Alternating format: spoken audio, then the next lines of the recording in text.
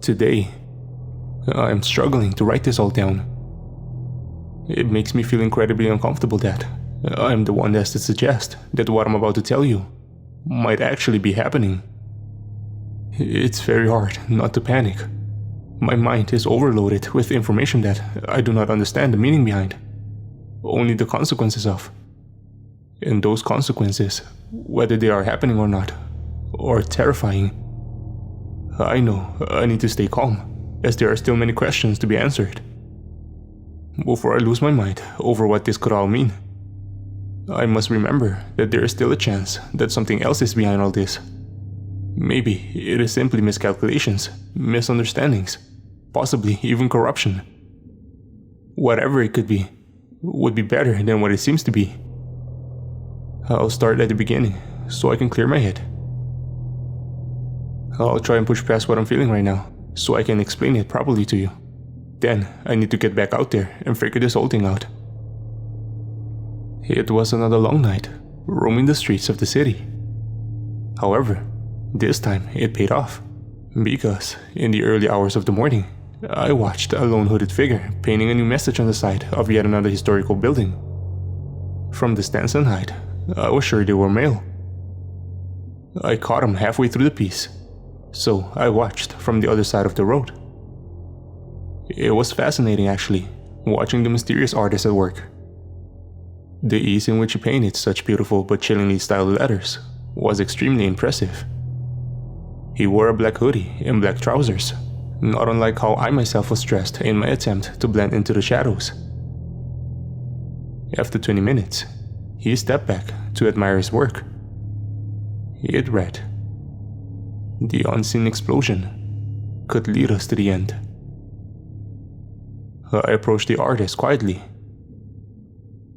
"I watched you do that," I said, purposefully nonchalantly. He physically jumped, then spun around, his hood slipping off his head. I recognized him immediately, even though he was dressed much more casually than the previous time I had seen him. That mass of black hair, the white eyes. It was the young man I had heard arguing with his father outside the biometric center. You, who are you?" he spluttered, his eyes flashing from shocked to defiant, ready to argue. I held my hands up to signal I wasn't there to attack him, and he shut his mouth. "I'm Haley Bennett. I'm a local writer. Your art has been rather beautiful, by the way." I quickly changed the subject so he wouldn't think too much about my occupation. "Is all this about LaRue?" I asked, keeping my tone relaxed but confident, wanting to give him the impression that I knew what he had been trying to convey. I didn't. The mention of the CEO of the private space company didn't relax him though. "Are you working with LaRue?" he whispered, his head whipping from side to side as he looked around to see if anybody was watching us. I looked too and saw a car parked down the street that hadn't been there 10 minutes before. Maybe he was right to be nervous. "No, I'm not working with him. He's working against me, I think. Listen, shall we go get a drink? I think we could help each other out." It was a bluff, because I probably wasn't capable of anything that could help him. However, I knew that this young man could hold the answers to everything I'd been trying to uncover. He was still looking around, as though he was expecting somebody to jump out at any moment. I heard the rumble of an engine and knew that the car down the road was either going to approach us or simply drive past us any second. It was time to act. "I know a quiet bar where we won't be overheard, and I think we should leave right away." He nodded, so I grabbed his arm and jogged into the grounds of the building he had just painted on. After cutting through, I took us down some side streets, just in case the car was indeed looking for us. Then I led him through the back entrance of the bar. I told him to sit in a corner booth that I knew from experience was well hidden from sight, and I went to the bar and ordered us both expensive double whiskeys. In my pocket, I clicked my dictaphone on to record and took out my notepad so I could reference it. Here's the beginning of the transcribed conversation. "Here, drink this. It'll take the edge off a little. What's your name?" "Nolan." "You seem nervous. I just want you to know that I have nothing to do with LaRue. Well, not through choice at least. I'm investigating some things that have been going around the city. I just want to know the truth. What makes you think I know the truth? How about we start with your messages? When the pound drops, it has begun. The children of the rich will be taken first. The unseen explosion will lead us to the end. They're poetic. Are you a lit student here? Or art? I'm about to start my maths masters.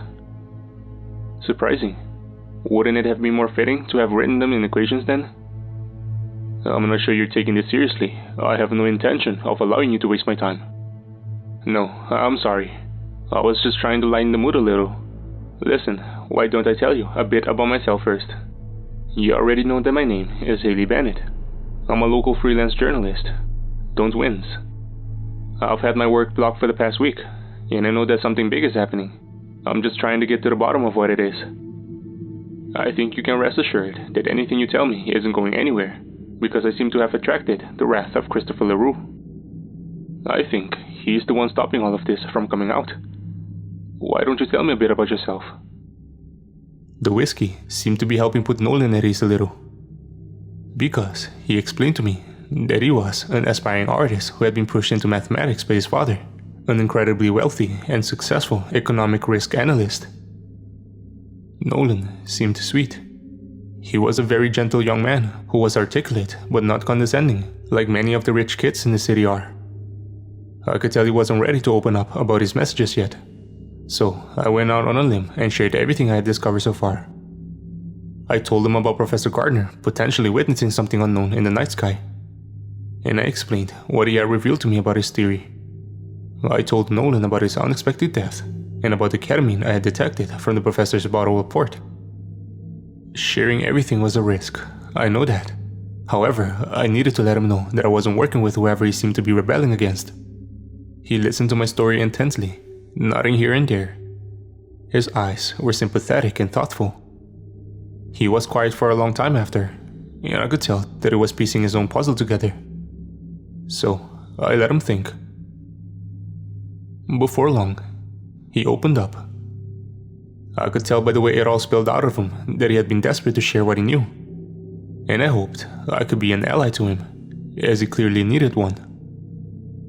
I'm not going to directly transcribe my recording from here, because it needs context. Rest assured that it is accurate though. Nolan took a deep breath and let it all out. I don't know the full ins and outs. What you've told me makes some sense to me. It's hard, because Father doesn't tell me everything, so I have limited understanding myself. You are correct though. Something huge is going on. He, Father, works for Christopher LaRue. Closely. If you know the sort of man that LaRue is, then my father working so closely to him should tell you the sort of man that he is. The engineers at BOS have been designing a spaceship. I don't really know much about it, but it's all very secretive. But I do know it was originally designed to ensure mankind could survive climate change. From what I've picked up, mass amounts of these ships were to build over the next 50 years. The aim was to leave the planet for greener pastures, I suppose. Then, something happened recently that caused a huge number of the scientific community to congregate, and simultaneously, BOS have gone into overdrive. They've stopped all other developments and are purely focusing on this ship. Father probably knows the full details, but he hasn't told me. I don't think he trusts me entirely. I'm somewhat of a disappointment to him. I do know, though, that whatever is happening is going to result in a devastating shift in the economy, a major crash, and LaRue will profit from the whole thing. So, I said, glad to have some of the mystery becoming clearer. When the pound drops, it has begun. But what will have begun, Nolan? He shrugged, clearly frustrated. I don't have all the answers. They're out there, but I don't have total access to the information. I just know there are going to be some huge shifts in the economy before whatever it is that they have planned is put into action. If they crash the economy, then it will be as devastating for people as whatever it is that's making them think we need to leave the planet. Food shortages, power outages, water stoppages. I don't need to explain to you what that would lead to. Because I was recording, I decided to keep pushing rather than pause to think about everything it was telling me. Your next message. The children of the rich will be taken first. Well, again, I don't know the full details. I'll explain the best I can. I have a lot of rich friends. Well, friends probably isn't the right term. I went to the best public school in the United Kingdom, so I grew up with the most privileged people in the entire country. I didn't really get on with most of them, but I am extremely close to one of the boys I went to school with. He means a lot to me. But he's leaving soon. Nolan paused for a long time. Then, I could see that he was extremely emotional about the subject. So I went to the bar and gave him the chance to take a moment for himself. I ordered more whiskey, not to get the kid drunk, but because this was a conversation that required strong alcohol. When I took it back to him, his eyes were red, but he was composed. My friend is leaving, indefinitely, he told me. I didn't quite get what he meant. Can you explain more? Do you mean that your friend is moving to another country? He shook his head. I don't know. It's all such a big mess. He doesn't even know where he's going. All we understand is that he and his sister will be kept from contacting anyone until BOS launch whatever it is they have up their sleeve. We don't know when that is, but we do know that he won't have contact with anyone until then. Not even his parents. Ben and his sisters aren't the only ones either. Others will be joining them. We don't know who or how many, but whatever the reason behind it, it is so secretive that his parents hadn't given him any information. Ben and I think that they must have signed agreements that will be void if they speak out. But to genuinely stop them from speaking out to their own children means that the consequences of doing so must be dire, surely. Nolan took a deep breath before continuing. I do have a theory, of course. I believe that BOS are selling tickets onto the ships they are building, that the children of the wealthy will be kept underground until the time comes. The urgency of the situation, the speed of which things have progressed, it suggests to me that these tickets are scarce, because although the tech is there to build the ships, the time and money isn't. I think something is coming soon. I remember the chalkboard in the theater with the absurd total on it. I saw something that suggested 320 billion pounds. I told him. He frowned. That's an impossible amount of money. That would absolutely crash the economy. If this is right, then they couldn't crash the economy and then build the ship. It wouldn't work. I was out of my depth, but I threw a theory of my own out. Perhaps they could have taken down payments, deposits, take those paid for into hiding until the final sum is required.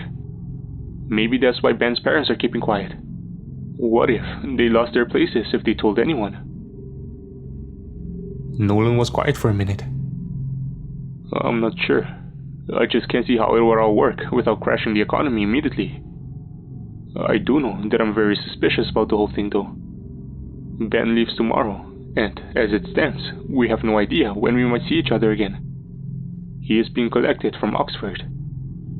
One thing that surprises me is that I'm not joining him. Father might dislike me, but if there's a way out, he wouldn't leave me behind. I suppose that leads me to your final message, I said. The unseen explosion will lead us to the end. What does it mean? Nolan considered his answer.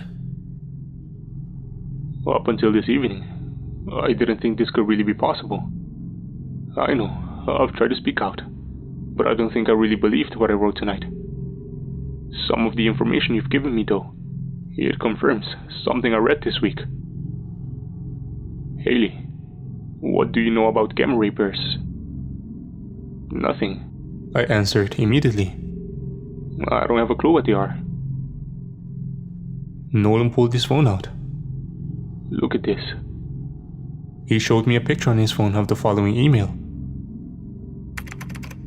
H. Gardner is a problem. If he speaks out in the state he's in, the project credibility will be at risk. I want an estimation of the financial damage it could cause. If it's above what we previously discussed, then get in touch with Madden and tell her to find a way to deal with it before I do. L. I asked him if I could take a picture of it, which he agreed to. Is L LaRue? And who is H? I asked.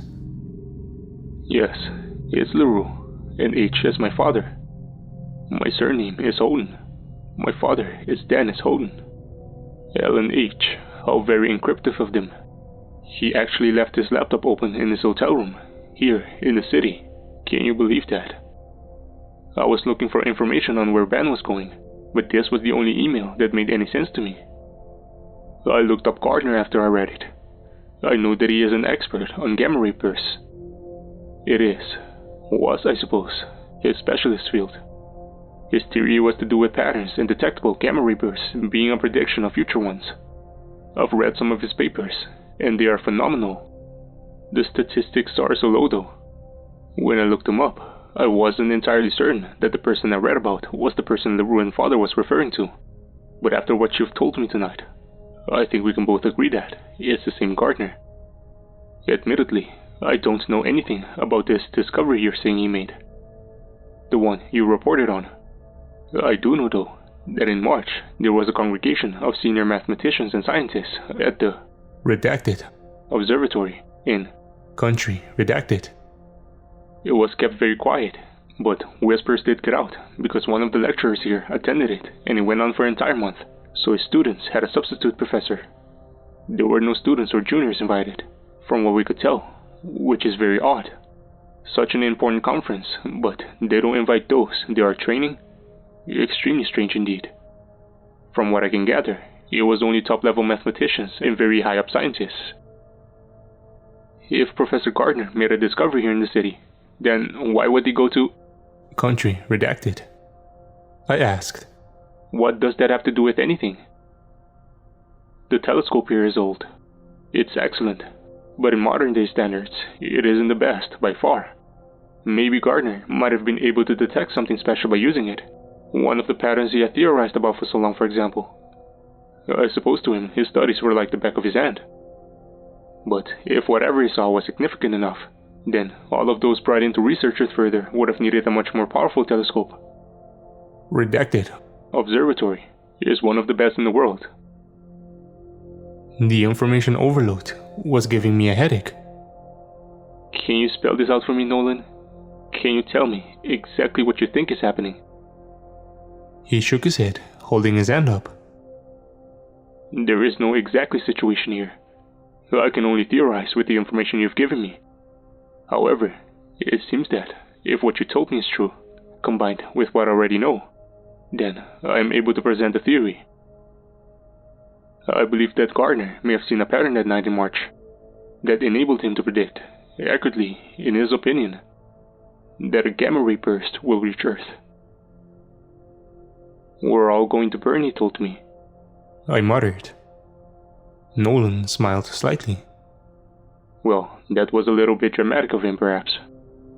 It's true that, in the event of a powerful gamma ray burst reaching Earth, then the ozone layer would likely be destroyed, meaning the sun's ultraviolet rays would be hitting us directly. No protection from them would cause all sorts of problems. But ultimately, the main damage caused will be the death of plankton in the ocean. I frowned. Plankton? As in algae at the bottom of the sea? Why on earth would that be the main problem? Wouldn't we fry slowly? Or get skin cancer or something? Photosynthetic plankton are the beginning of the food chain.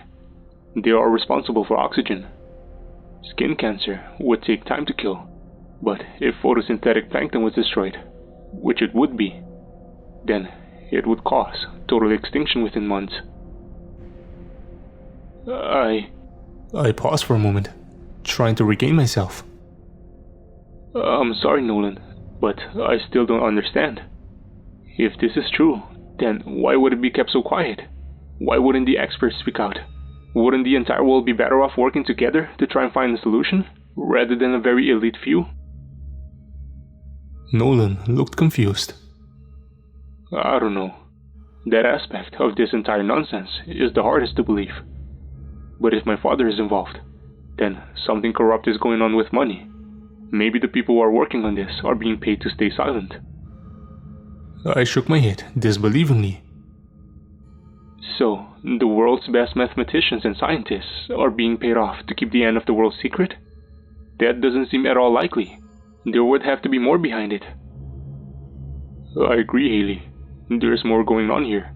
There has to be. We can't truly be about to go extinct, can we? The science may appear to point towards it, but the mathematician in me knows the chances of it actually happening are so unlikely. Without more information, it's hard for me to truly worry about anything other than finding out where they are taking Ben. And the others, of course. What if they've made a mistake, and they're about to put them all into hiding for ages, for no reason? How can I stop it? I don't know what to do. Do you think you can help me figure this out? I found it strange that he thought I would be capable of helping him at all. Now that I had shared everything with him, I didn't know any more than he did. Perhaps, though, he simply didn't want to hold the burden of this investigation on his own. I could relate to that. I don't know what help I can possibly be. I told him honestly. I don't understand a quarter of what you're saying to me. Yet, you had already discovered so much. He interrupted. It was all your answers that enabled me to put all of mine together. You might not know the language, but you have a translator. Please, can you help me stop them from taking Ben away from me? Nolan's love for his friend was clear, and usually I would have forced someone in his position to step away from something they were so emotionally wrapped up in. He was right though. He was a translator for me. He had already been able to explain more than I would have ever thought I would be capable of understanding. I was scared investigating this alone too. Together, maybe we could break this whole thing. So, I agreed to help him. I surprised myself when I managed to form a plan, despite the overwhelming amount of information I had to process. I'll explain to you what we are going to do.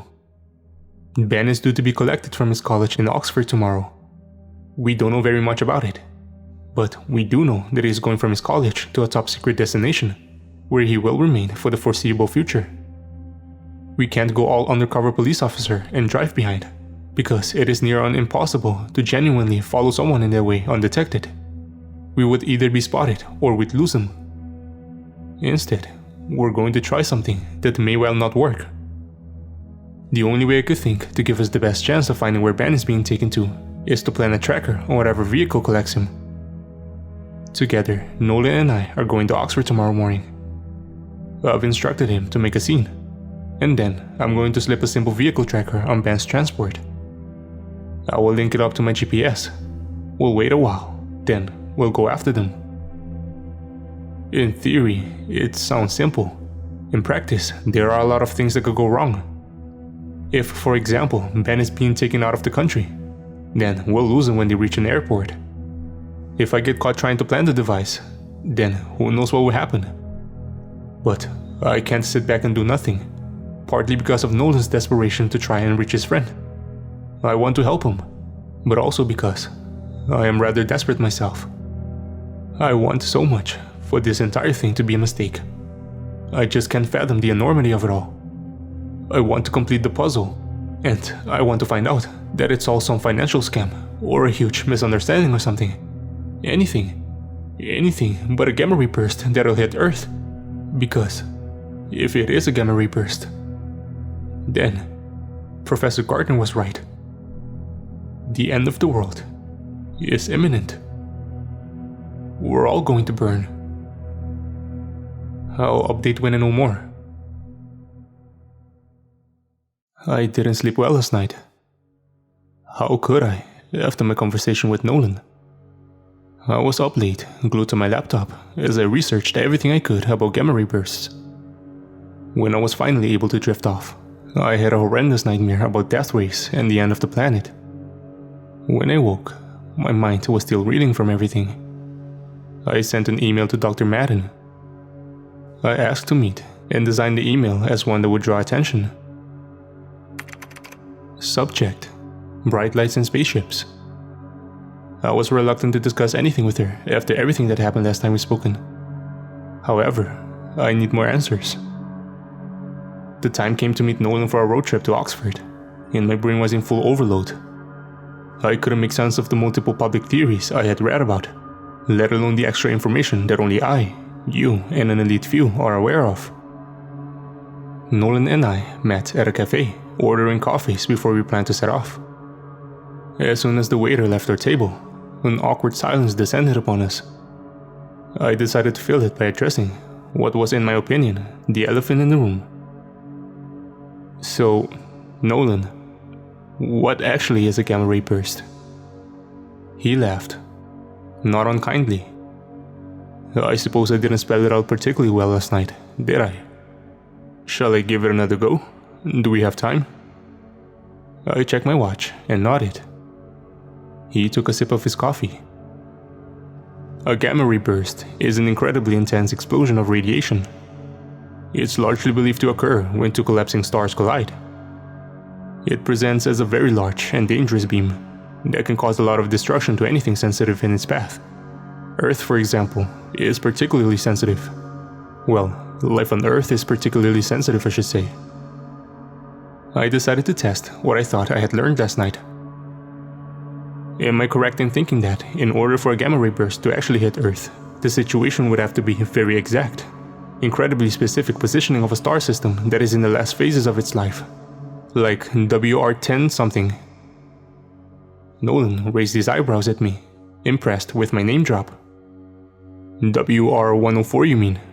Nice. So in the instance of a WR104, we have two stars that are locked in a binary orbit. One of those stars is a Wolf-Rayet star. End of its life, about to go supernova. In the collision of the two stars will create a black hole? I offered. Spot on, Haley. What you have just described will definitely happen. The question is, when will it happen? I checked my watch and saw that it was time to make a move. Let's pick this up later. If we want to beat rush hour, we need to get going. I signaled for the bill and got ready for the next phase of the investigation. The road trip to Oxford. A couple of hours later, we arrived at a luxury apartment complex where Ben lived. I parked in a public car park down the road. We could see the front of the complex and the road in front of it. As it was on the main route to the colleges of Oxford University, where Ben apparently studied politics and international relations, there was a fair bit of traffic and plenty of tourists on the pavements. I couldn't believe that a student needed to live in such luxury. There was certainly no box room in student halls for Ben. Nolan told me that Ben's father had bought the flat when Ben was 14, in preparation for him studying at Oxford. In a few years, it would be used by his younger sister, Lottie. When I suggested that she might not want to go to Oxford, Nolan laughed and told me it didn't work that way. We had 2 hours to kill before Ben was due to be collected by persons unknown, to be taken to destination unknown. We decided to just wait in the car, in case something unexpected happened. I can't say I was hopeful that our plan to plan the tracker would work, because there were just too many variables that could alter the course of events. Plus, it seemed a bit too James Bond. As the clock ticked closer to Ben's mystery departure time, I could tell that Nolan was itching to see him. I got so irritated by his constant shuffling and heavy breathing, I suggested he went up and said a quick goodbye. Nolan shook his head sadly. He explained that Ben's parents were in town, wanting to spend some quality time with him and Lottie before they left. Ben's father had some huge problems with Nolan, so he and Ben hadn't been able to see each other. I didn't press for details, popping on the radio and waiting for time to pass. Shortly before we needed to be ready for action, I asked Nolan what his plan was for the big distraction. I could tell by the constant tapping of his foot that he was getting more and more nervous. I'm not entirely sure yet, he told me. I'm hoping it comes to me at the time. I felt slight irritation at his lack of preparation, but I let it be. Right on time, an expensive minibus with blacked out windows pulled up outside the apartments. I saw a traffic warden waddle over as soon as they saw it park, Whoever was in the driver's seat must have shown some sort of pasto, because the traffic warden waddled back the way he came from, leaving the minibus as it was. The privacy glass meant that I couldn't tell if there was anyone inside the bus other than the driver, which posed a problem. There could be a van load of people looking out at me while I was trying to attach a tracker. "You're going to need to do well with this distraction," I told Nolan. "When Ben comes outside, go straight out and do your thing. Do not look back at me.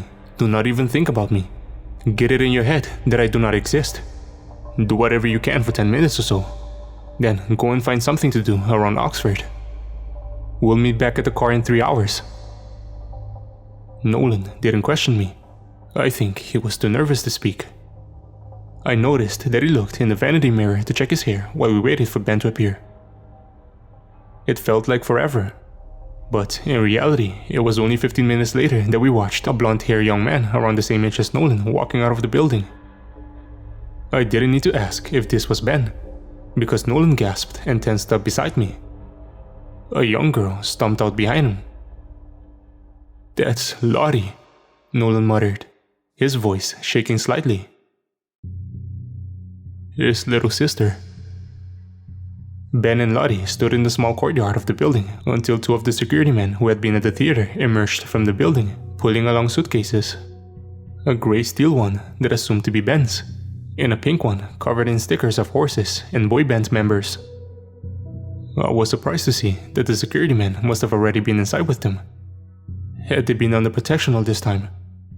An older man and woman, presumably the parents, came next. The woman looked solemn, and I felt sorry for her. The man looked entitled and uncaring. I already disliked him. "Okay, Nolan, I think it's time to do this. Good luck."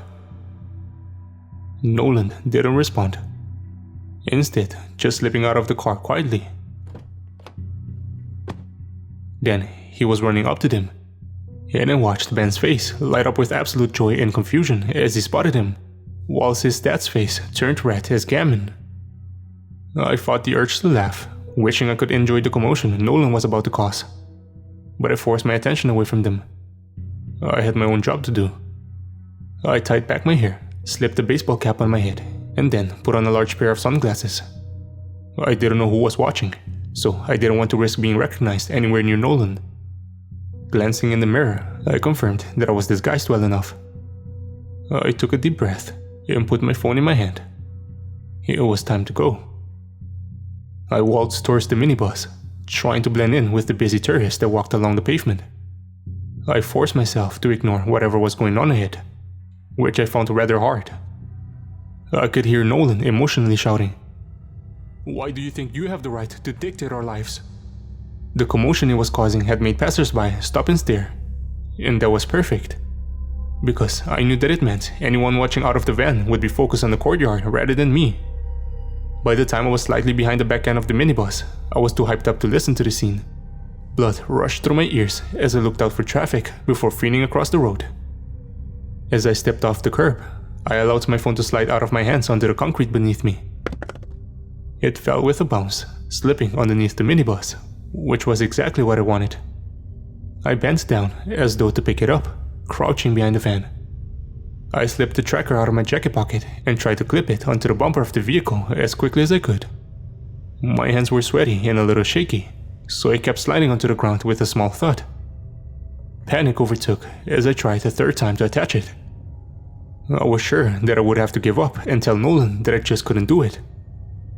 However, to my relief, I suddenly felt the click under my hand that told me the tracker was finally attached. I almost punched the air with triumph. But then I heard a van door slide open and a shadow fell beside me. My heart leapt into my throat.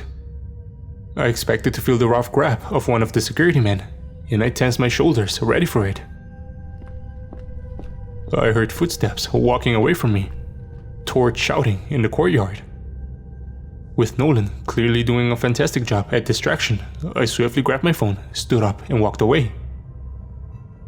I made myself at home in an old second-hand bookstore, curling up in an armchair in the corner with a book for cover. I urgently loaded up the app that would tell me if the tracker was working. To my absolute joy and surprise, I saw a moving green dot. It had worked. By the time Nolan and I met at the car, the app showed that the van had stopped several times but was heading up the motorway. And so, we set out on yet another road trip. One that would take us several hours. We were heading north. Nolan was quiet. It was clear to me that he was upset after the argument with Ben's dad. Small talk wasn't distracting him. So I took the opportunity to dig a little further into everything I was trying to understand. This binary pinwheel, I started, hoping I could suck him into a conversation about science. When the stars do eventually collide, do we know for certain that they will release a gamma ray burst that will hit Earth? There's no certainty, no definite answer. I said this last night. For a start, the collision might not even result in a gamma ray burst, from what I understand. What's all the worry about then? Everything I had read about the end of W104 pointed towards a simultaneous end to Earth, so this knowledge surprised me. Nolan considered his answer for a moment. If a gamma ray burst occurred from W104, then it is predicted to be up to 20 degrees in diameter. And if the star was facing Earth pole on, then we would be in direct line of this ray. However, if the polar inclination was 30 degrees, Earth would not be hit. Does that make sense? I think so. I wish Nolan hadn't started talking numbers, but I was glad he was finally talking. Is the star facing Earth directly then? The original discovery of WR104 suggested that the polar inclination to Earth was 10 to 15 degrees. In that case, with a ray of 20 degrees, then Earth would indeed be hit.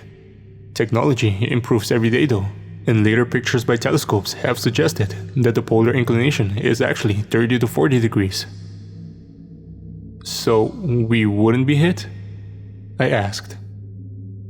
Nolan frowned. Seemingly not. There are many scientists who refuse to let go of the initial measurements though. Debate has been ongoing about whether a burst will be released, and if it is, whether it will hit us or not. I suppose, I pondered, that an important question to ask is, when are the stars of W104 supposed to collide? Nolan paused for a minute. Well, it could be tomorrow. Don't gasp like that. It could also be in 500,000 years.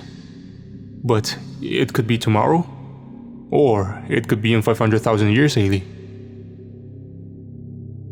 We lay off the heavy subjects for a while, chatting about this and that, until Nolan noticed that the dot on the app that we were following had come to a stop. He looked up the area on my phone and saw that it was an ex-military base in Scotland that had been closed for a decade. For the next few hours, we chatted about what might be there. As we entered Scotland, the weather took a turn for the worst.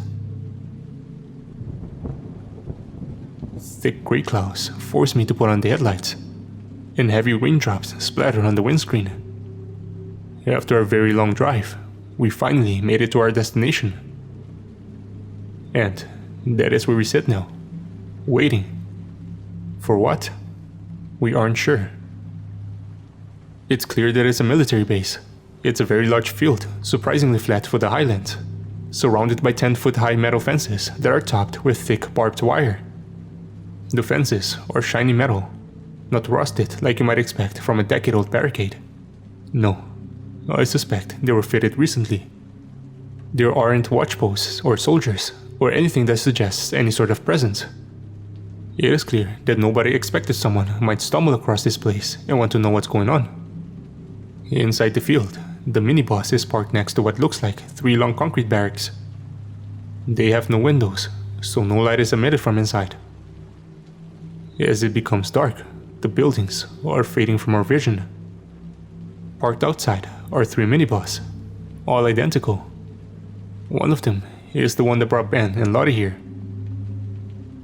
Does whoever is behind all this seriously intend on holding the children of the rich here for the foreseeable future? People who are used to being waited on to have anything they want, let alone everything they need. It seems unlikely There's absolutely nothing here. Just 3 ominous buildings. The nearest town is 40 miles away. But I feel that's irrelevant because nobody is getting out of this lockdown area anyway. There's a mechanical gate, we think, but we haven't seen it open. Surely, you can't just lock people in a concrete prison and leave them to go mad. It doesn't make sense. We decided to wait here because there has to be something to witness. Thankfully, I packed my rucksack full of snacks and there are blankets in my boot. It's already cold and I can't leave the heating on or else my battery might die. Something tells me we don't want to get stuck out here. Nolan is dozing off in the passenger seat. Or maybe he's just pretending to. I don't mind. It gives me a chance to write this up and think about everything. The wind is picking up out there, and it's dark now. My legs are cramping from sitting in the same position for so long. So I'll think I will take a walk. It'll help clear my head a little. 10:30 p.m.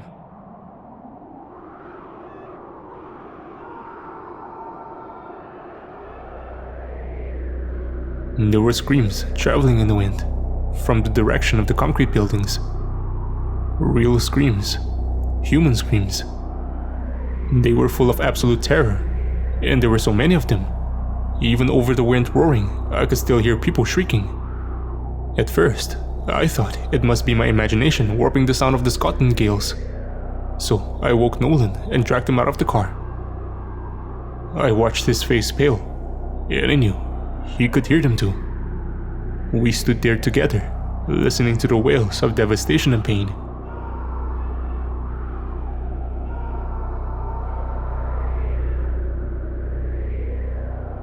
Then, everything but the wind stopped. Nolan is losing it. I think he's going to do something stupid. For now, I've managed to drag him back into the car while we try and decide what to do next. What is going on inside those concrete buildings? I'm not sure I want to know anymore. The screams we had heard outside were still ringing in my ears. I knew they'd haunt me for a long time. It wasn't clear what had caused them, but the only place they could have come from was the military base. There was nothing else around here. I couldn't keep Nolan inside the car for long. He was becoming hysterical, and being trapped in such a small area was making him panic. When I suggested to have a look around, he jumped out and ran towards the fence. "Nolan!" I shouted over the wind, running to catch up with him. "Let's stick together, we don't know what's going on." He bashed his fist against the fence in frustration and shouted Ben's name, the wind carrying it behind us instead of towards the concrete buildings.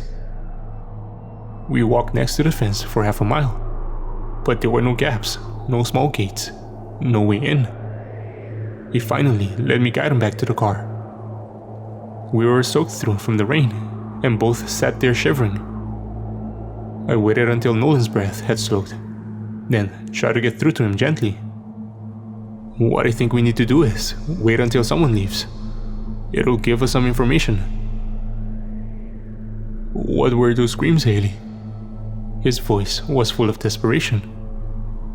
Was it Ben? And Lottie? Why were they in so much pain? I wished I had answers for him. I don't know.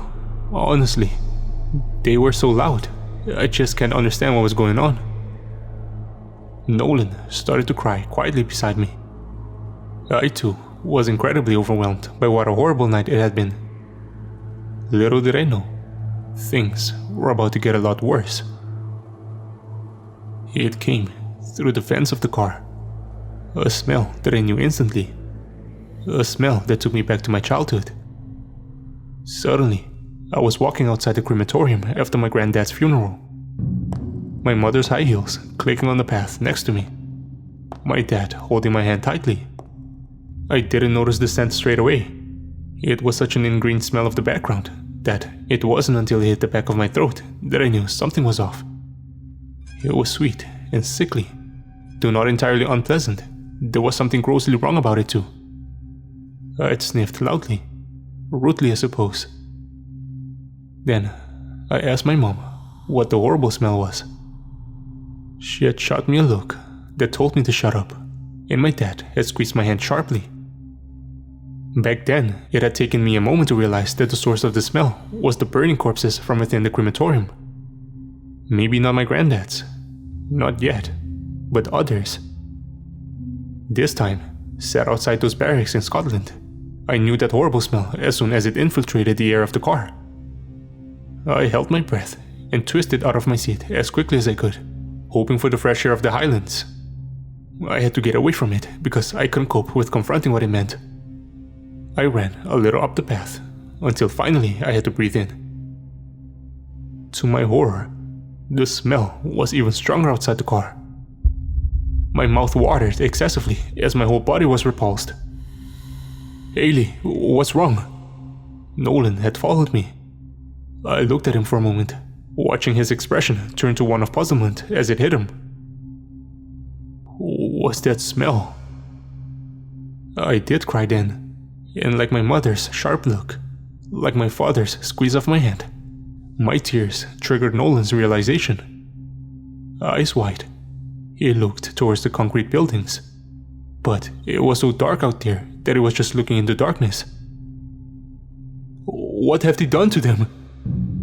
he wailed, his hands yanking at his hair. "What have they done to my Ben?" I couldn't answer him, so instead I gripped him tightly to me and let him sob into my arms. "Nolan," I croaked. He didn't answer me, perhaps because he couldn't, but this was important. "Nolan, please, look." There were lights coming from the direction of the building, not from inside the building. We already knew there were no windows. No, these were headlights, 3 sets of them. "I'll make them take me to Ben," Nolan gasped. He pulled away from me, about to run towards the gate. I put my hands firmly on his face and forced him to look at me.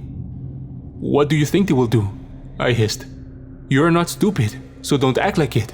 If we assume the worst here." His face crumpled, but I ignored it, gripping him tighter. "If they are dead, then they are gone. You running up to it will only get you killed too." "I don't want to be here if Ben isn't." His voice crumpled. "And what if he is here?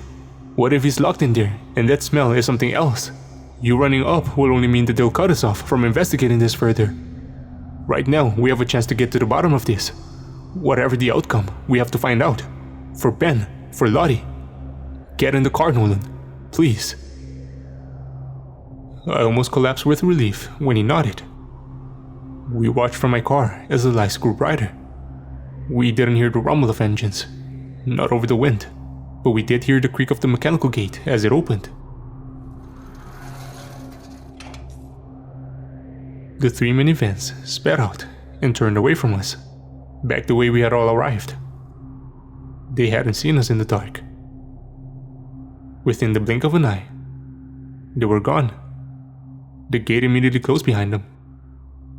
We sat in silence for a moment. "Is this your plan?" Nolan spat at me. "Let them drive away? Why are we not chasing them, for God's sake?" I ignored the viciousness of Nolan's tone. I felt like I had been crushed by a ton of bricks, so I couldn't even begin to imagine how he was feeling. I knew I needed to come up with a plan of action quickly to keep him focused and sane. "We can't chase them for the same reason we didn't on the way here. It's too obvious. We've only learned as much as we have because no one suspects we have the ability to track all this. But we do have the ability, together. Let's not lose it by acting rash." "I might have an idea." "Have you got any idea on you?" Nolan scowled, but nodded. "How about money?" I asked. "And can you drive?" "What are you on about? I have a credit card, not cash. And yes, I can drive. I don't understand what you... I think our best chances here are to split up. We'll drive to the nearest town or city if needs be. You can rent a car. I'll sign into the tracker app on your phone, and then you can follow them. By the time we've got everything sorted, there'll be a fair bit ahead. Just go where they go, stop where they stop. Note everything down that you see.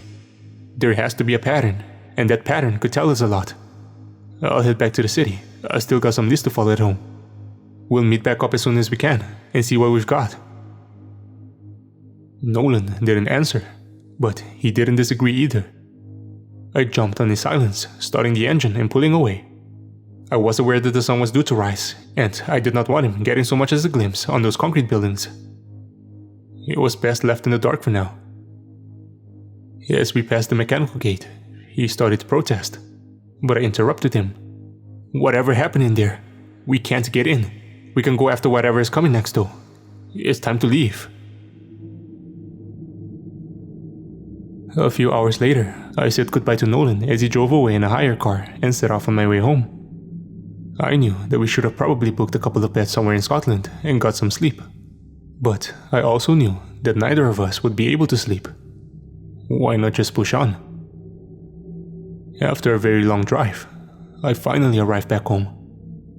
I was completely exhausted by that point and crashed out on my sofa. When I woke up, I checked my email. Dr. Madden had replied, not long after I had emailed her actually. But I was not all surprised, given my subject line of bright stars and spaceships.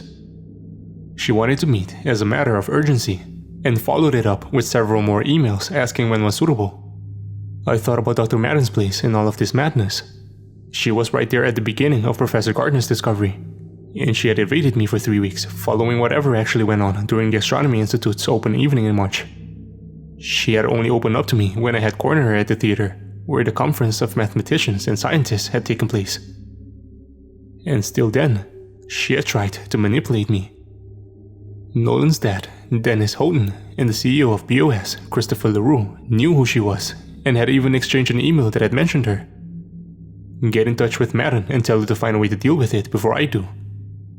She seemed to be everywhere.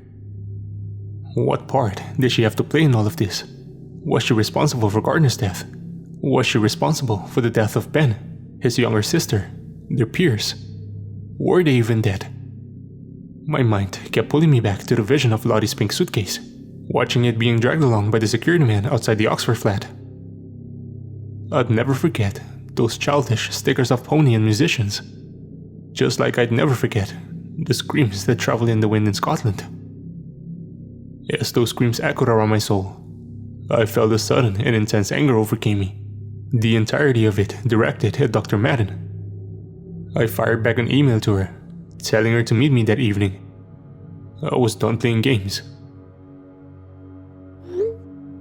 Just after I had emailed Madden, I received a text from the porter who worked at Professor Gardner's college residence.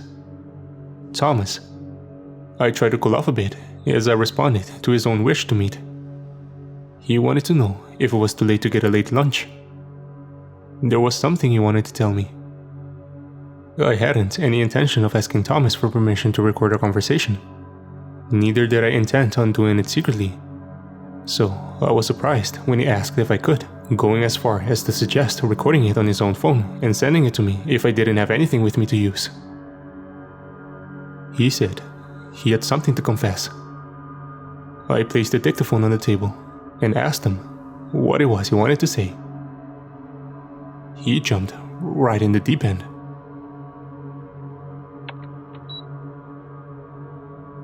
I think I may be responsible for the professor's death. Why do you think that, Thomas? I'll tell you. But first off, I need you to know that I would have never done anything I thought might cause Byrne harm. He was a dear, dear friend of mine. I know that seems unlikely, the porter and the professor. But we had become friends when he tutored my daughter through the GCSEs many years ago. She's graduated from Durham University now. He was a brilliant man, and my wife and I were devastated when we realized his health was declining. When did you realize that? A long time ago. Gosh, it must have been at least 3 years now. It's a slow path, but devastating all the same. It started with him getting names confused, but we all do that, don't we? Then it was misplacing items, misunderstanding dates, It went from occasional mistakes to every day, very quickly. He was diagnosed with Alzheimer's a couple years ago, but over the last year, it's got particularly bad. He started getting his work mixed up, and that was when I knew he was very ill. That's one of my points. He was so ill, his specialist told me personally last month that it could come at any time. He didn't have any family, you see, so it all came through me. I knew it would be better for him to go into hospice, but this had been his home for so long. I couldn't bear to do it to him. Then he had that bad night at the telescope. What do you know about that night? He came home in such a state, talking about poles, stars, bursts. I didn't understand any of it. Dr. Madden came to see me the next day. Do you know Dr. Madden personally then? Oh yes, quite well actually. She studied here. I was a reporter too, if you can believe that. Well, I suppose you can. I'm no spring chicken. She studied on the Burnt. She and I didn't have a connection like Bern and I. She didn't mix with the help, let's just say.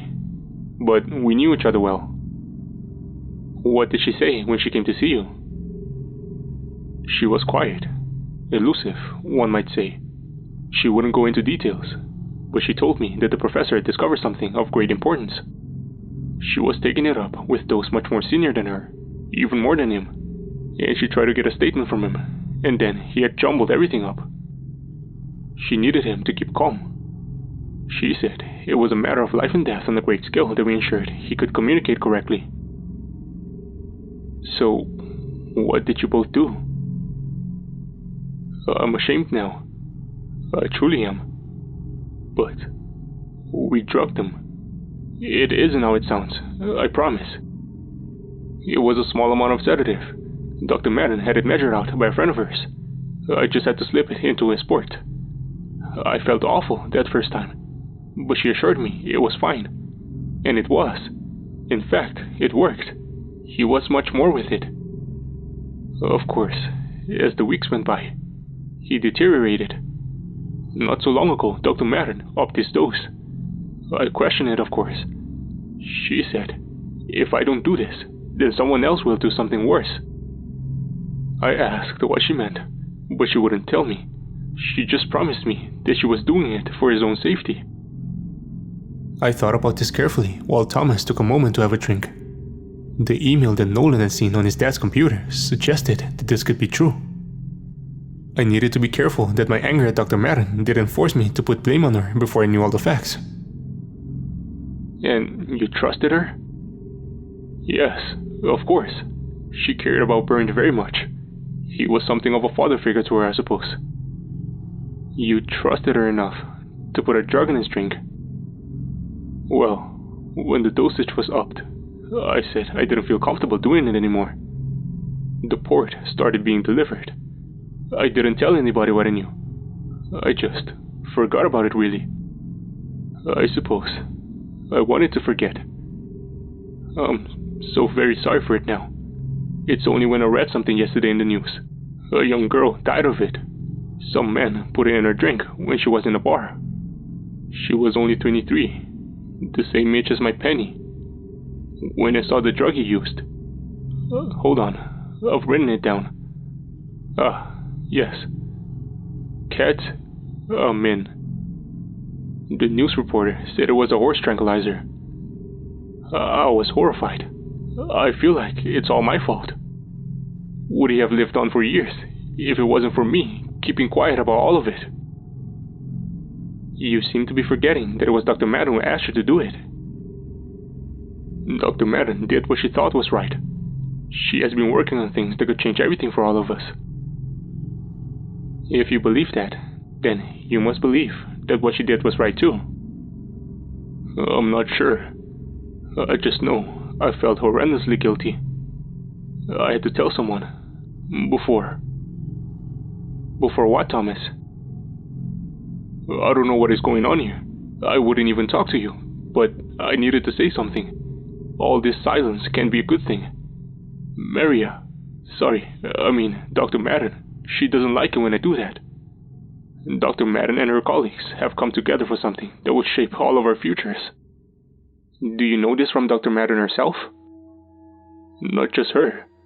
The other porters too. We hear all sorts from our positions. So, what exactly is it that you've heard? It's just gossip, really. But there have been an unheard number of early retirements this summer. Not just from professors and lecturers, but from porters too. Everyone knows something is happening. No one knows what. But it's enough to send people home. Away from the bubble here. Away from the magic of this place. They're running home to be with their families. And what is it you want me to do with this information, Thomas? I don't know. Whatever you think is best. It isn't for me to decide. It isn't for me to hide either. I'm leaving tomorrow. I'm going to Australia with my wife and Penny. We're going to have a long, overdue holiday with my sister and a partner. I just couldn't cope with leaving without getting this off my chest.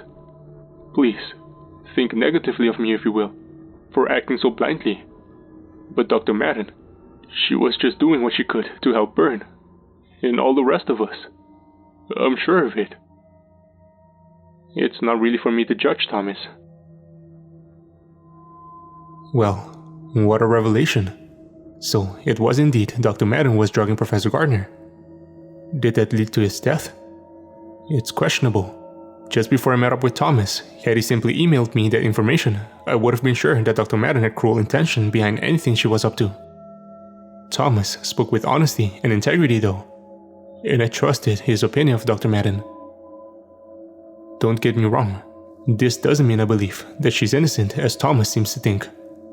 But I do believe that he thinks everything he said about her is true. And that means something. I've just had a text from Nolan. Bizarrely, he's at the shipport in Dover. He must have been driving for the entire day. I'm surprised he didn't fall asleep at the wheel. There's no sign of the minibus, he says. Just loads a ferry on their way away from England.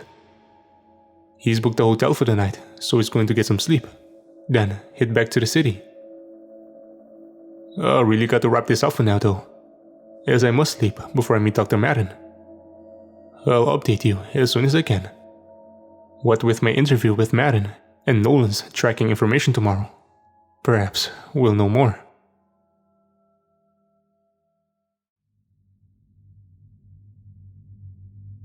I am truly sorry for taking such a long time to update this.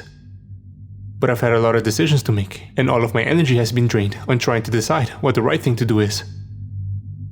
I have a lot that I need to write down, but it's going to take me a while to explain everything. I'm not sure I'm making the right decision by sharing this here, but I'm going to go ahead and do so anyway. When I last updated you, Nolan was in Dover, having followed the minibus there after they left the military camp in Scotland. We believed we had been close enough to hear and smell the murder of his friend Ben and the other children of the rich. Everything was extremely confusing, and the investigation appeared to point towards the gamma ray burst hitting Earth in the near future, despite the fact all public research pointed towards that being very unlikely.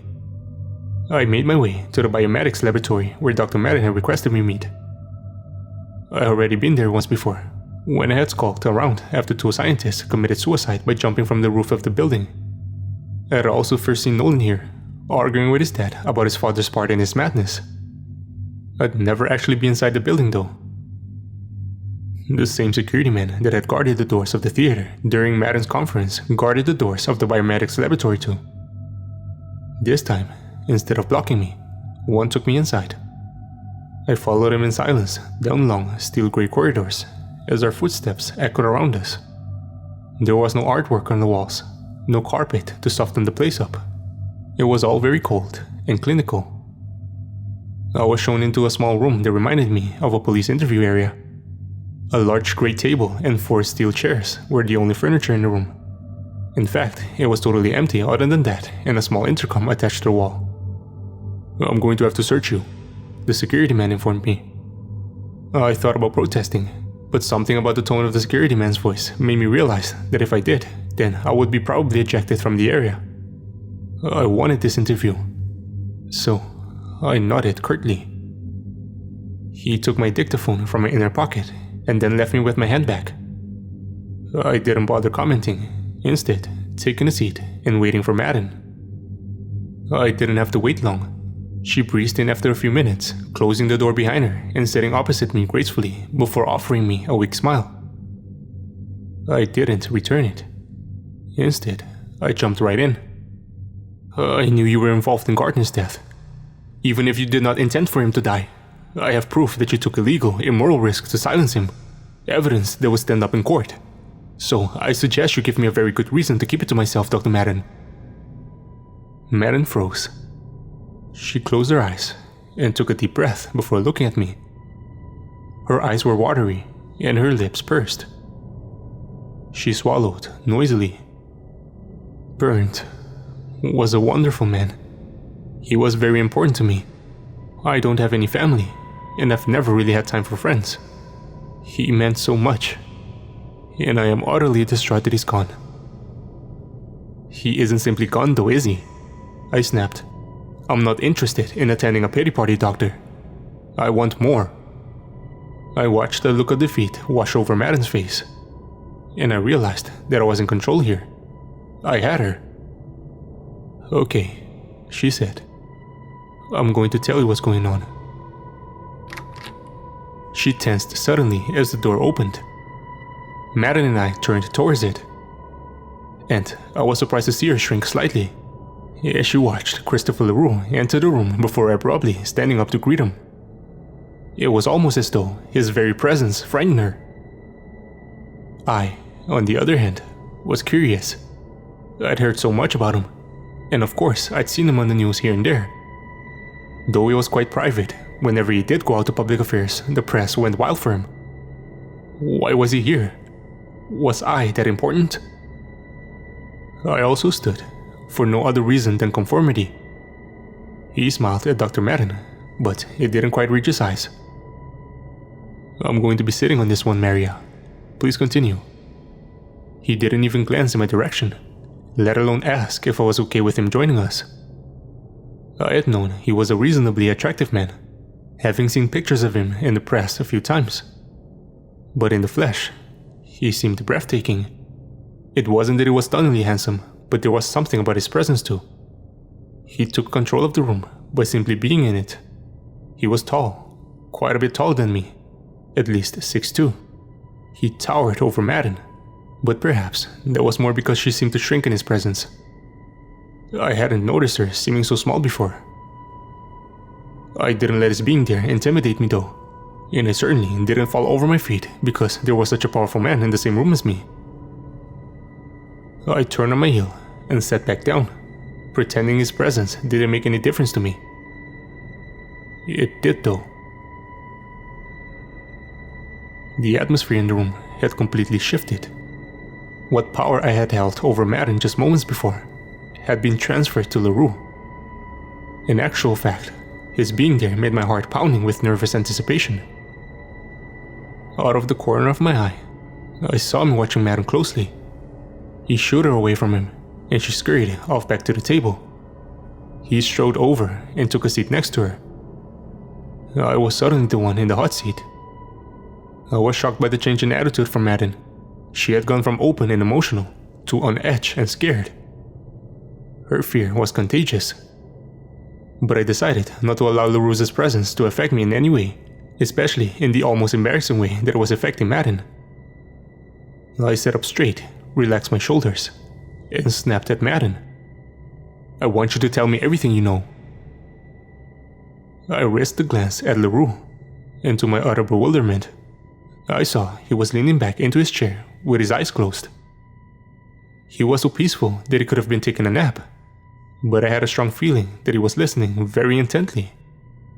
In fact, I could see the hint of a smile on the corners of his lips, possibly in response to my fierce confrontation. Madden didn't say anything. Instead, looked at him desperately, waiting for direction. After a moment, he nodded slightly. He had given her permission to speak. She fidgeted in her seat, clearly uncomfortable, but resigned. She cleared her throat and began. Miss Bennett, I believe you already know a section of what I know, But for clarity's sake, I'm going to explain as clearly as I am able to. As you're already aware, my dear friend Bernd discovered a pattern in the skies back in March that suggested his theory about gamma ray burst patterns was a lot more accurate than he and his partner originally believed. He'd claimed he had observed similar patterns a few times over recent years, but they appeared to be false calls. He was very poorly, and his mind was failing, let's say. This time though, his distress made me give it a second look, and I did indeed see a glimpse of the pattern that he had predicted. I alerted a team of some of the best astrophysicists in the world, and we met in Hawaii to further explore Burn's pattern. Well, it seemed it was there, and it was happening a lot more regularly than even Burn was expecting. It didn't suggest humanity was about to be obliterated though, which was what Burn kept shouting out to anybody who would listen. It was very upsetting watching him deteriorate that way, especially because it didn't matter how many times I told him that he and Karl, his partner, had been correct all along. He just couldn't remember it. It should have been a wonderful moment for him, but instead, he just got more and more confused. Madden took a moment, and I watched her closely as sadness and regret filtered through her professional expression. Yet again, my attitude towards her softened. Her voice was a little choked up as she continued. The pattern enabled us to predict that even though a gamma ray burst is highly likely to occur when the stars of a nearby binary orbit collide, it is still unlikely to collide with the planet. But the pattern Burns predicted is very interesting indeed, and opens up a great number of things for mathematicians to decipher and for astrophysicists to predict. The fact that we now believe that we know that a ray will burst from the stars, even though we currently believe it's unlikely to hit Earth, has intensified the chances that life here will cease to exist. And it is something to worry about, absolutely, because it isn't going to happen in hundreds of thousands of years as previously predicted. It will happen between 200 and 300 years from now. In the meantime, there is a very real and serious concern that will absolutely lead to the end of life on Earth. Climate change. We are at the beginning of the end. One way or another, the end of life on Earth will be seen in the next 300 years. Madden paused, waiting for me to gasp in horror or faint, I suppose. Instead, I nodded thoughtfully. So, I said, what are you going to do about it? Madden shook her head, perplexed by my lack of terror perhaps. I watched Leroux, still with his eyes closed, smile again. Well, she continued, there is only one option. We leave Earth, we colonize elsewhere. It's been the aim for many years now, and it's the only way forward for mankind, by building a ship, an ark, you can think of it as. We can try and rescue a large quantity of people from all over the world, and we can survive elsewhere while the planet dies off. Of course, not everyone will be able to go, but many will. How many people are you expecting to move? I asked, confused by the whole thing. It seemed even more unreal now than it had days ago. There was something not right about this whole theory. Several thousand. A sadly small quantity. But it's all we can do. We've had to fight to raise the money just for them. Is that why you told Ben and Lottie's parents that they would have to be kept away until it was time to leave? I interrupted. Scarcity marketing? The parents can go, but the kids can? They would sell everything they own to ensure the continuation of the line. How much did they pay for the ticket out of here? I hissed at Madden. The amount is irrelevant, she answered. You need to understand that without the sale of the tickets, there would be no way we can afford to build this ship. No way. We would all just die here, together. How do you expect to transport the chosen ones? How would you govern a new civilization? Could you even feed them all? The whole thing seems preposterous. I laughed. Well, that's where the technology Mr. Leroux and the other shareholders at BOS have been working on comes in. This isn't new to Mr. Leroux. She turned to him, clearly wanting him to help her out. But he didn't open his eyes. So he already had this tech ready. I spoke as though he wasn't in the room, even though Madden seemed to be losing her grip on everything simply because he was sat next to her. Her strong reaction surprised me. Why did this man terrify her so much?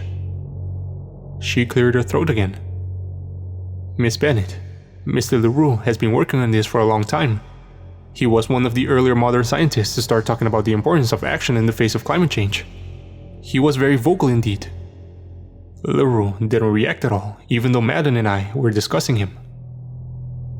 I felt unnerved by his odd behavior, but I didn't let it show. Turning back to Madden, I got back to business. So, you told some rich parents that they are buying tickets to get their children off the planet. They plunged a load of cash into BOS so this ark could be built. The thing is, you never had any intention of taking their children, did you? So what was behind it all? What's the truth? Dr. Madden frowned at me, clearly confused. She opened and closed her mouth a couple of times, the suddenly gormless attitude making her look like a trout. I don't quite follow what you mean, Miss Bennett. Clearly not, I mocked. Let me spell it out for you. I know about the center in Scotland. I followed them. I know what you did. Of course, I didn't know anything. I suspected, sure, but I still believed I could have misinterpreted what happened in the Highlands. I was hoping that if my suspicions were correct, then I could shock her into a confession.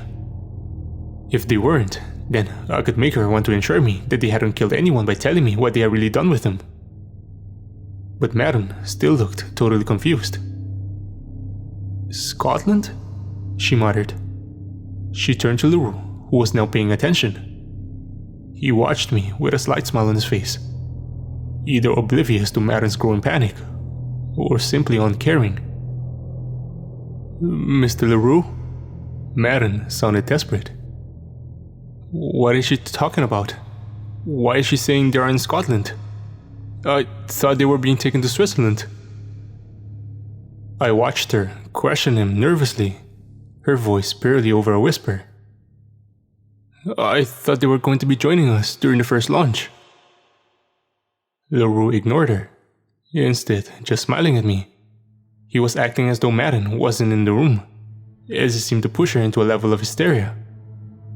Mr. LaRue, I'm going to have to insist you explain to me what Miss Bennett is talking about, she cried. I watched LaRue's eyes flash from playful to fierce faster than I could blink. He looked straight at Madden with a complete deadspan stare. She visibly shrank away from him and shook her head apologetically. Sorry, Mr. LaRue. I lost myself for a moment there. I'm sorry. He raised a hand quickly, and Madden jumped out her skin, but he simply pressed a button on the intercom. Maria is feeling a little bit overwhelmed, he said smoothly to whoever was listening on the other end, his relaxed voice a contrast to Madden's panicked one. She needs some time away.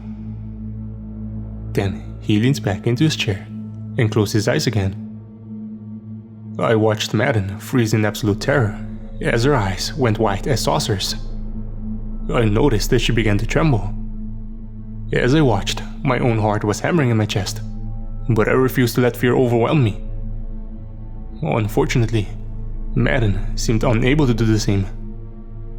Please, Mr. LaRue, it's okay. I'm calm. I promise. I'm sorry. I'm so sorry. I was just a bit confused. Of course, whatever is going on will be completely justified. It was foolish of me to think I would be involved with every step. I just misunderstood. Please, listen.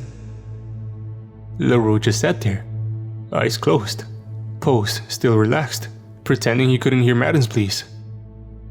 Then, the door opened and one of the security men came through. He guided Madden until she stood. She looked at me like a deer caught in headlights, her eyes pleading with me.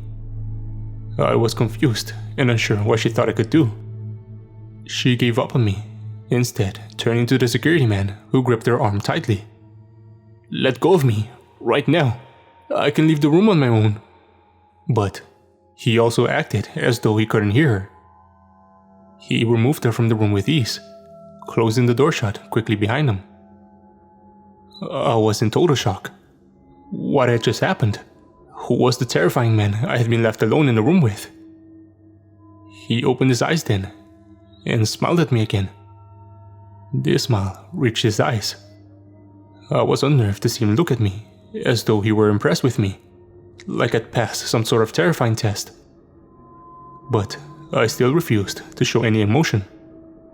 I wouldn't let him see an ounce of fear.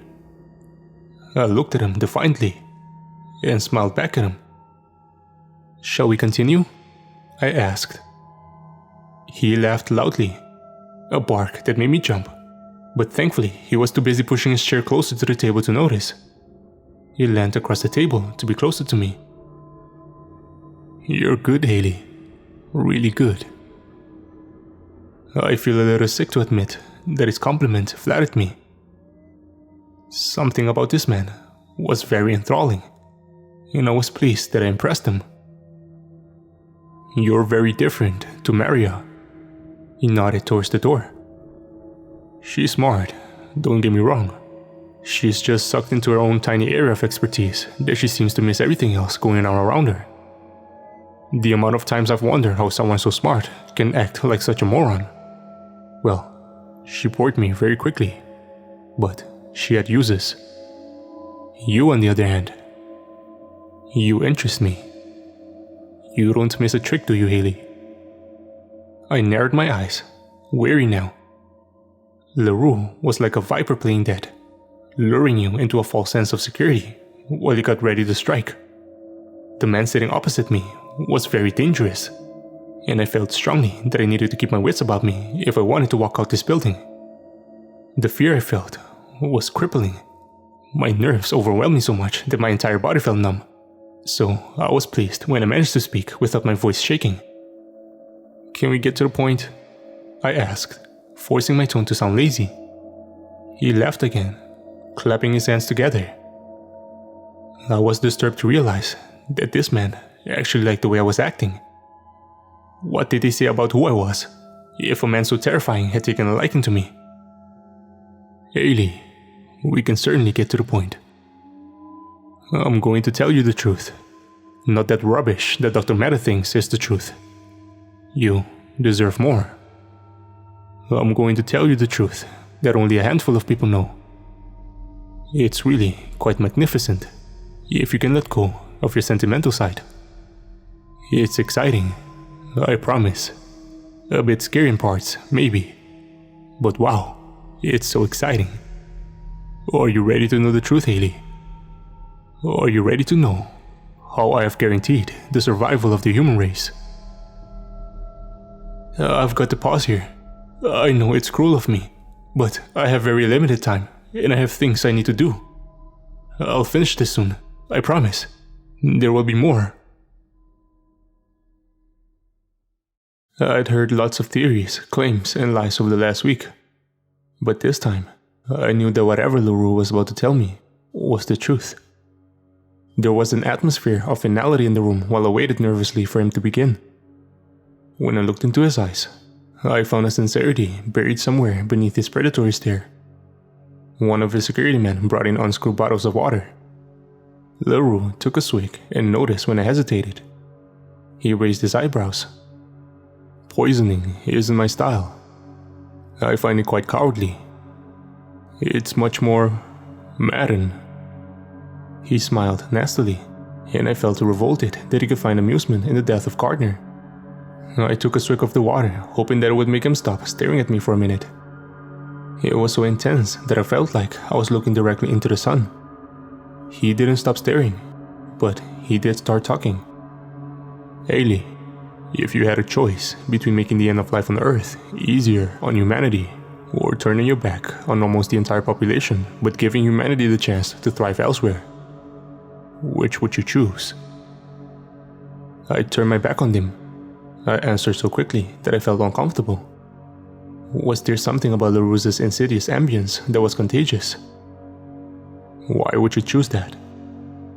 I took my time with this one, trying not to act coldly. I think that giving humanity the opportunity to continue the next stage of evolution is extremely important. If I could truly help people, it wouldn't make sense to stay behind and die. LaRue nodded. I agree that it is more important to direct humanity into success than to lie down and fail with it. It was quite a jump from what I had just said, but the perception of a statement can tell you a lot. I didn't correct him, instead letting him continue. One thing that Madden is correct about. We are approaching the end of life on Earth. The gamma ray burst effect that got people to finally start paying attention in March is still unlikely to hit Earth. But being certain that one would occur certainly gave us a higher chance of extinction. While all these brilliant scientists were congregated, he sneered. They finally agreed on something that I warned them about years ago. Humankind has less than 300 years to find a way to survive. This felt like a stab in the chest. Could this really be true?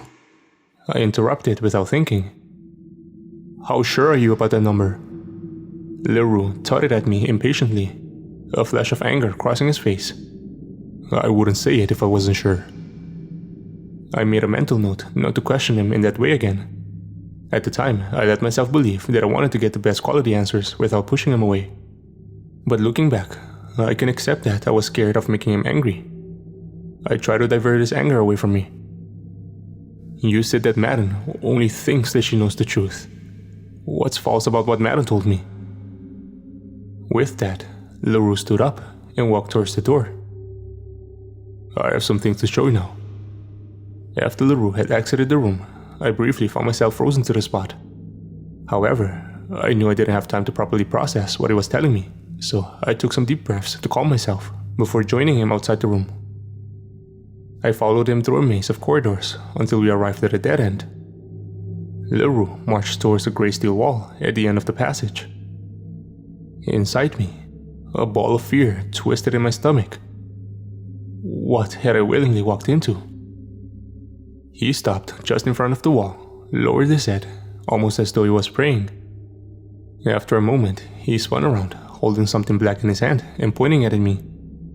I tried my best not to jump, but I couldn't hide my nerves totally. He smiled amusedly and then showed me what he held in his hand. It was some sort of device, larger than a phone but smaller than a tablet. I need to ensure my security system knows that you're not a threat, he explained.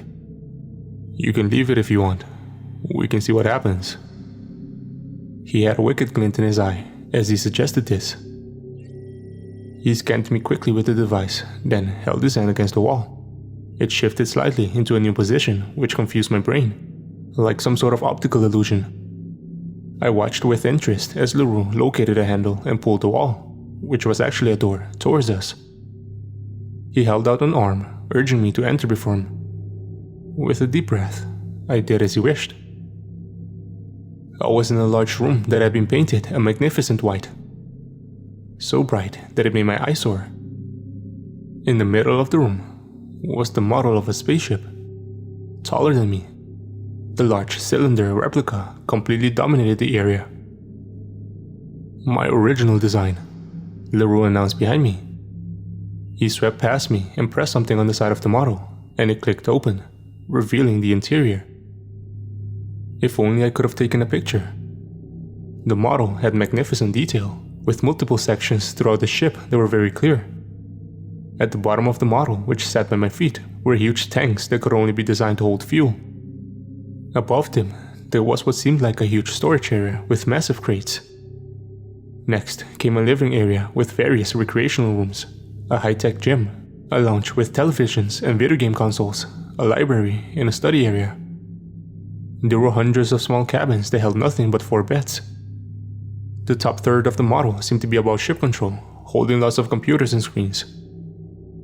Leroux pressed something on his device, and to my amazement, the entire model lit up. Tiny versions of everything went into motion. I gazed at it in awe. I felt childish delight at being near a model full of so much detail. Despite the seriousness of the situation, I had to fight the urge to fiddle. Then, I felt Leroux's eyes boring into my back, and I forced myself to remember my surroundings. This really is incredible, I had to admit. But this means what Madden knew was correct. You are building an Ark. She was right to believe that I designed a ship that could evacuate several thousand at a time. What she didn't realize, though, is that the design had changed a long time before she and her band of righteous martyrs had even heard about it. This arc, as she called it, well, there wasn't enough time for this to truly work. So I improved my initial design. He pushed past me and unclipped something before pulling out the entire middle section. There was nothing but fuel tanks, crates, and a control room with a large empty space between it. I was confused.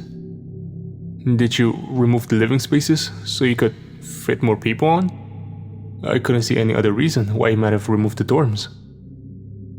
More people. He laughed as though I'd said something idiotic, and I felt my cheeks blush. No, not more people. It's so I can fit in more of those. He pointed to the storage crates. I looked at him and frowned, confused. He smiled, obviously enjoying himself. Clipping back at the central part of the model, he began to explain. I was an environmental scientist before I decided to dedicate my time to engineering, and I told my peers and investors that we had to colonize elsewhere in order to survive. Mars, of course, is our only current option due to its distance and similarities to Earth. The idea of leaving our planet is disconcerting to many, but there hasn't been a choice for about 20 years now. We're past the point of no return. I told them that if they funded the design and build of my ship, then we would be able to continue the human species. I was greeted by a barrage of excuses. Too expensive, too far in the future to worry about. It'll be fixed by then, they insisted. He scowled as he spoke about them, and it was clear that he detested those who had impeded his plan. The absolute morons, of course. The damage they've done is unfixable. I told them that, but they chose not to listen. He glared into the distance, and I thought about what he had said. I'm not trained in science, but I followed the news, and I knew that LaRue's company, POS, had been heavily involved in Mars colonization. This sounded plausible, and I felt some relief at finally being able to accept what I was hearing. I knew that they were wrong, and so I buried myself into engineering. LaRue continued. I put my entire life savings, all my time, energy, and brainpower into designing a solution. And that design, this ship, was unlike anything any man had ever made before. There were lots of challenges along the way. How to fuel such a large ship, how to land, how to survive. But the most challenging problem that constantly restricted me was money. I worked hard to keep the cost low, but of course, to colonize on another planet costs an astronomical amount. Can you put a price on saving humanity? I asked. You'd think not, wouldn't you? Yet, our entire lives have been controlled by money. The end of humanity is being caused by our endless need to profit, and our escape had been restricted by its lack of currency payback. With my design in hand, I once again approached investors. I told them if they started investing now, then we could have several of my ships ready for when the time came. We could save tens of thousands. And they said no. When I finally accepted how unwilling they were to actually do anything that would give humankind a chance, I also realized that their greed and stupidity would guarantee the end of everything humankind had achieved so far. I knew I needed to take matters into my own hands. We made for a door on the other end of the room. I followed him quickly, eager to hear more. I bumped into him when he stopped abruptly, turning and scanning me with his device again. He showed me the screen lazily, and I saw the measurements of my vitals. Why do you need to know this? I asked sharply, feeling slightly violated. This next room is dangerous. I couldn't allow anybody in an unpredictable state through this door. He also scanned himself, and I peered over, noticing his measurements were lower than mine. Seeming satisfied, he opened the door, and my mind was totally distracted from everything. We entered a huge warehouse, and everywhere I looked, something was happening. Constant movement, noise, action. But from what I could tell, there wasn't a soul in there other than LaRue and I. Everything was mechanical. LaRue turned to me, watching me to try and take everything in. In this room, you are looking at the future of mankind. This is my life's work, and it is the only chance humanity has. He smiled widely as he told me this, and his attitude sent a shiver down my back. LaRue walked swiftly through the large warehouse, and I followed closely behind. When all this business with Gardner's pattern happened, LaRue continued, our rich investors finally accepted that the end was much closer than they'd allowed themselves to believe. They started to panic, realizing that their family legacy would be ending if they didn't act fast. They had the cheek to order me to find a solution or be replaced. I reminded them that I had given them the solution decades before, but now it was too late. They told me to abandon my idea of multiple ships and concentrate on just three. 3 ships that would leave over the next 5 years and ensure their precious offspring would be the first lines to colonize our only chance of survival. I told them there was no guarantee that enough money could be raised after the first ship left, as it was likely to cause a significant shift in the economy. They didn't care, as long as their own had left Earth. Get them on that ship, they ordered me. I'd spent years working on these magnificent designs by then. He held his arms out at the machine surrounding us. To my left was a selection of robotic arms, building what appeared to be a small cave-like shelters at a high speed. To my right was a large drill that moved so fast it looked motionless. It wasn't until LaRue pressed something on his device that it slowed down, and I realized it had been moving. Next to it was a machine that appeared to be building a much larger replica of the drill. I wasn't sure what he was getting at, and I was momentarily distracted when I noticed above us that there were multiple drones buzzing around. I wondered if this was a security system.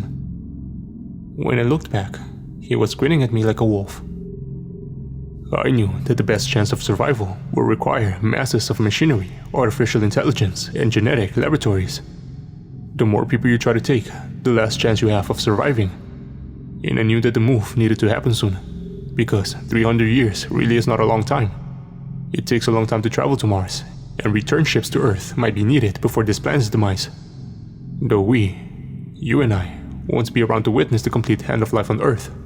In our lifetimes, we can expect to see the beginning of mass migration, which will cause total societal meltdown. There will be riots, wars, deaths. With civilization already on the brink of riots and wars, I had no trouble believing that something like mass migration would push that into reality. How awful that I could so readily accept that in the final years, instead of working together, people would probably speed up the process by declaring nuclear war on one another. Why do we live amongst so much fear and ignorance? And why are the people around the world so eager to manipulate that into hatred? It's tragic that humankind could end in such chaos, I muttered sadly. LaRue scowled at me. Is it? He snapped. Or is it just weak? Humanity has been so greedy, so stupid. I warned them this would happen. I tried to help them. They refused. They were too busy killing everything around them so they could profit temporarily. If they had listened to me, they could have profited indefinitely. There was nothing to argue with, as LaRue was right. I quickly tried to keep him talking. What is it about these machines that will guarantee the future of humanity? LaRue gestured at the machine that was building a replica of the drill almost as easily as a children's jigsaw puzzle. The speed at which machines work is exceptional, as you can clearly observe. I spent a long time estimating the time it would take humans to create something livable on Mars, and it was nothing but a waste. By removing the living area in the ship, I was able to fit a host of machines that can do all of this in a fraction of the time that humans would be able to. How long would that take? I asked, trying to hide my discomfort at human lives being described as waste. He looked smug. Oh, only a matter of years. The machines would organize themselves to spread out to drill caves and plant farms.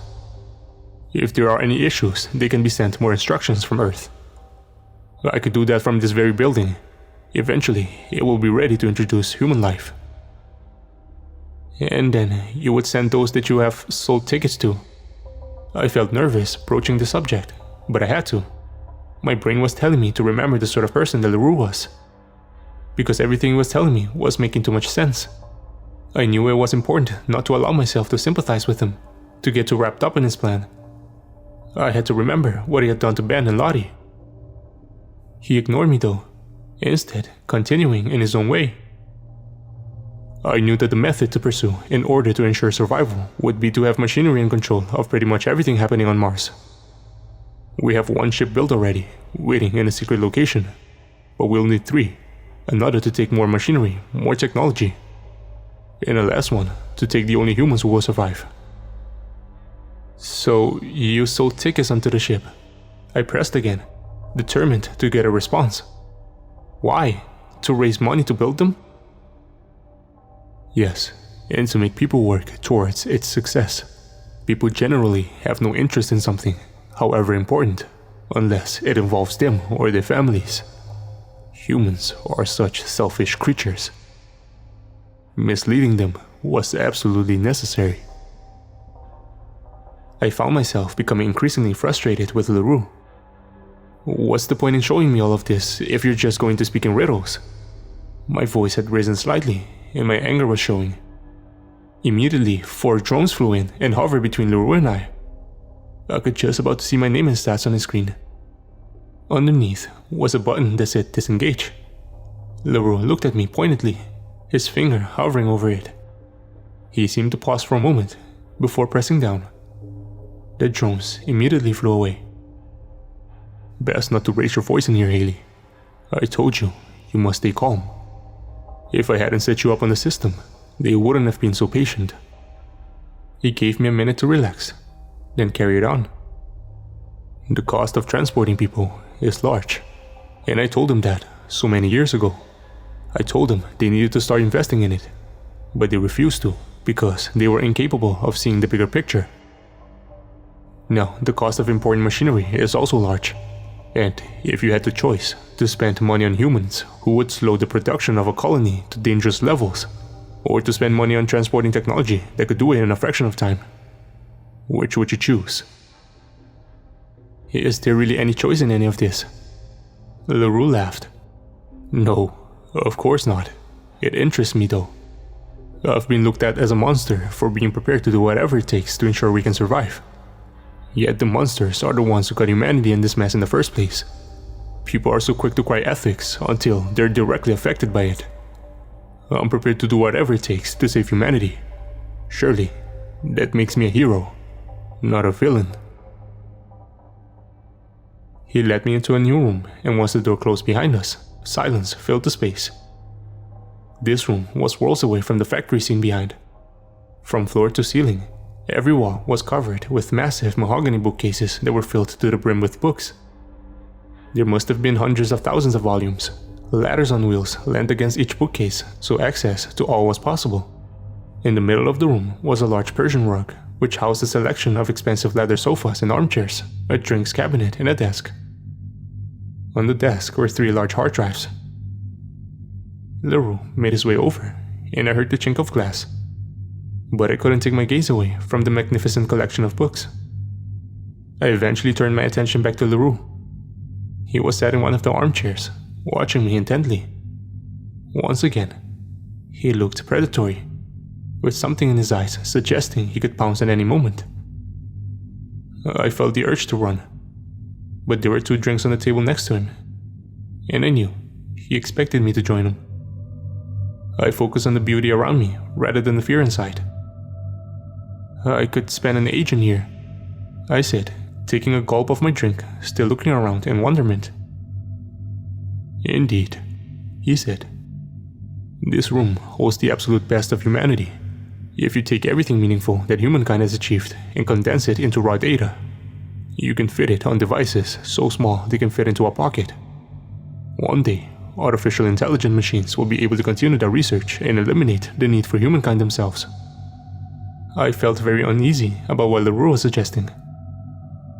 In that case, you wouldn't be responsible for the continuation of humanity. You would be responsible for an age of machines. That's not my intention. I want to give humanity the chance to thrive amongst artificial intelligence. I want to give us a fair shot. Do you not think it disturbing that the privileged think they deserve the spaces out here more than anybody else? If there was limited space, then it would make sense to send people who could work to ensure our survival, I said, almost parroting what Madden had said to me. There is limited space, and so it makes sense to condense everything down to its smallest form and send machinery that can set it up on our behalf. Don't you agree? I found it hard to disagree. So I diverted with a question. What if something goes wrong and no other ships can be sent? Like you said, the economy is going to be shaken. How can you guarantee that the machinery won't just end up left there, with no way for humanity to join it? As I have already said, those who have tickets purchased will indeed arrive in Mars on the first ship. My heart skipped a beat. Does this mean that Ben and the others are safe? Will they be going on the ship? I suppose it depends on what your definition of safe is. LaRuse's eyes darkened, and I was reminded of how dangerous he was. Follow me. He took me out of the library into a laboratory. It had a selection of drawers that all had some sort of smart lock on the front of them. He stood in front of a set. The cost to build my ship and the machinery required to build a life for us was huge. 320 billion by any chance? I asked. Oh, what a good little reporter you are, Haley. It would cost that much to take a selection of people to Mars and some machinery to attempt to colonize. But there was a problem with that approach. The chances of the colony working were still slim. They were higher than here, of course. And so the mathematician said that we would definitely die here. And we would probably die there. The collection of academics decided it was worth it, simply because it was the only chance. It was risk it or die out, quite simply. But all of those brilliant minds together were still not as brilliant as mine alone. So what did your brilliant mind come up with then? I asked, desperately hoping that it didn't sound sarcastic. Words were failing me with the amount of information I was having to try to keep up with. He didn't seem to notice and continued. I let them think they were raising money for the original model of the ship. In the meantime, I had them working on the best way possible to survive. I've used the money to build everything you just saw in the warehouse.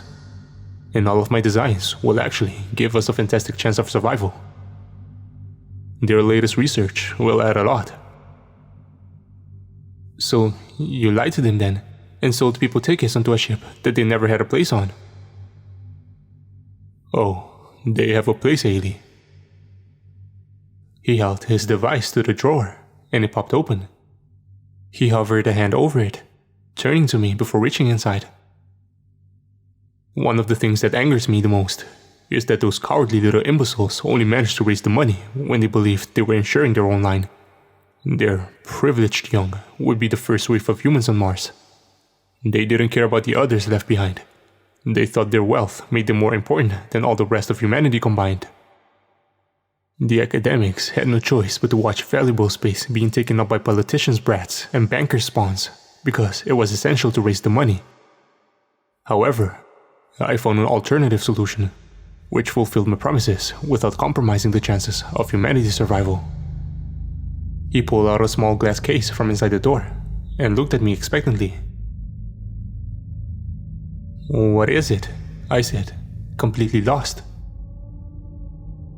"It's Ben." He grinned. I frowned at him, scared and confused. I didn't say anything. He rolled his eyes and explained. "This is the very essence of Ben, his entire DNA. Look how little space he takes." He looked at me, and I honestly think he thought I was my back at him. That was one of the things that scared me the most. When I didn't, he carried on regardless. Ben, with countless others, will slip into the ship amongst the things that actually matter. Like mice in a mansion. They won't require sustaining, nannying, counseling. They won't decay whilst waiting for the perfect circumstances to thrive in. When the new colony is habitable, the machines will make them. Whether that is in 5 years or 100 years. You see, I am taking them all away from this dying planet. I am taking them on the first ship. I'm giving them exactly what I sold them. A ticket that guarantees their children will be the first humans to colonize Mars. A guarantee that their children would not have to witness the end of society. A guarantee that they will continue. I thought about the screams I heard from the concrete bunkers in Scotland. My suspicions, it seemed, were finally confirmed. LaRue seemed to be enjoying showing how brilliant he had been, with no trace of regret for the human cost of his plan. I was fast realizing he was a megalomaniac. My heart sank. So, instead of actually sending them, you're going to clone them? What did you do with the real Ben? LaRue looked petulant. This is the real Ben, he snapped. This is everything he is. He will be everything he was. Do you not see? There is no difference. His tone had gone from animated to vicious in one breath. What did you do with the original Ben then? I quickly backtracked, not wanting to irritate him further. I did not wish to see what would happen if the drones detected the sudden change of atmosphere in the room for a second time. I think you already know that, Haley, he said quietly. What about Nolan? What about Dennis Houghton? Are you going to kill them? The original them? What about you? Will you send your DNA? Will you go in person, as you are now? Of course I'll be sending my DNA. My machines will clone me when the time comes, if I am not alive to see it. Nonetheless, I fully intend on my original form being there within the next few years. Maybe on the second trip, more likely the third. I, along with a select handful or so, will be the only humans in their original form to step foot on Mars. Nolan had a place, though I'm not sure if that still stands. But that handful of people mustn't take precedence over the fact that I will be taking hundreds of thousands of people in their smallest form, that I can build when I'm ready to. There's still some things that confuse me. So I pushed past the ever-growing fear and remained professional. You have the most intelligent and wealthiest people on Earth working on a future that you are going to pull from under their feet. How haven't they figured this out? LaRue looked bitter. I suppose I'm somewhat underestimated. Not many know what I'm capable of. There are many specific areas that need to be worked on, and they get very wrapped up in their own areas. I do suspect that some of them realize my true intentions, because a few have suggested similar themselves. The genetic scientists in particular balked at the idea of sending just several thousands from already closely linked families. Imagine the inbreeding that would occur. It doesn't actually matter though. I am the only power in all of this. Those that had the ability to do anything waited too long. Those who did voice disagreements with my ways have been moved on, let's say. What it comes down to is the fact that my approach offers the best chance for humanity. There isn't time for sentimental outlooks. They didn't leave time for that, and that is not my problem. Did Ben and the others need to die, LaRue? Could you not have kept them underground, then released them once you left? I wouldn't waste the resources on them. His face held no emotion, no regret. I didn't think he was capable of feeling a scrap of empathy. It's bad enough that these parasites will be feasting on the new civilization.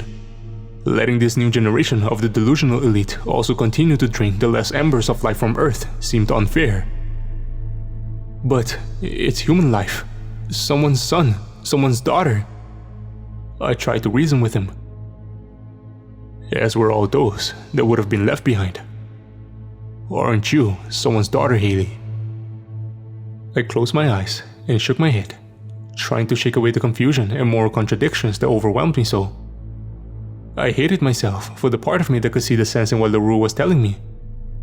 As I looked into his dead eyes, I questioned what kind of person that made me. I turned towards the door, wanting to be away from this madness. Just as I was about to walk away, I turned back and said, "You know, it might not even matter what you do, LaRue. It could very well just end up the same all over again, but on another planet. Humanity might be destined to die out because it cannot handle how fast things have progressed around it. Maybe this is simply how it is supposed to be. There will be one very big difference, Haley. I have total control. There will be no mistakes like have been on Earth, no corrupt governments, no inbred monarchies, no controlling religions. And I know what signs to look out for, and I will cut any problems out like a tumor. And I am inviting you to join me." LaRue pressed a button, and the drones flew out of the room. I buried my face in my hands in shock and laughed out loud. "But why?" I asked, incredulous at this turn of events. "I want someone to log everything I've done. I want to be written about. I want the world I left behind to know what I've done for humanity. I want them to read it and weep. I want my achievements to be recorded. I want to go down in history, here on Earth, and on Mars too." I opened my mouth to try and speak, but couldn't.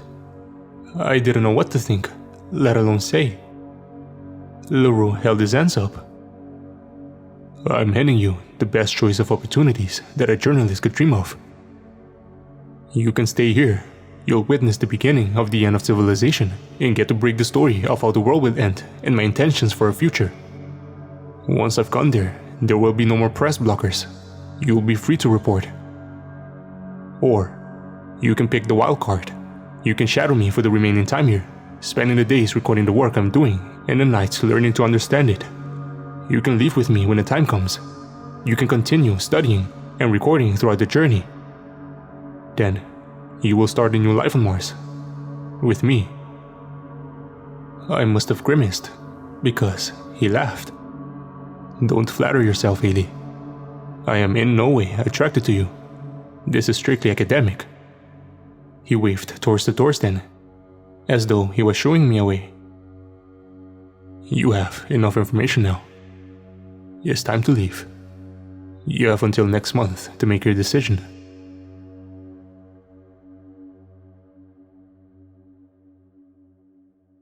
As soon as I was out of the lab that held Ben and countless other dead people who had been at the very beginning of their lives, I ran down a corridor the opposite way of the warehouse. I ran, and I cried. Fear pushed me forward because the idea of drones creeping up behind me, one tiny pop, and it'd all be over, was utterly traumatizing. He could press one button on that device and I would be dead. He would always hold that over me, no matter what decision I made. I turned down endless corridors and eventually found an exit. I stumbled out into the night air, and I collapsed on the floor, sobbing. It was all too much. That was nearly 2 weeks ago. I'm sorry for being so flaky with my uploads. As you can imagine, I've had a lot to think about. In many ways, my hands are still tied. The police, government and press are no good because LaRue has too much power. I thought about running, just starting a new life and waiting for the beginning of the end, somewhere luxurious. I could sell my house before the economy drops, live in a hut on a beach somewhere. But the entire world is going to change, be it from the economy or the beginning of climate change. There won't be any escaping this. Not for any of us. I'm strongly considering his offer. There are so many negatives, of course. Would I always live in guilt for the people I left behind? Would any new life I build on Mars be lived in fear that LaRue would kill me if I didn't toe the line? Is that much different to now, though? He controls the people who run the entire world as though they are his puppets, and there is no escaping him.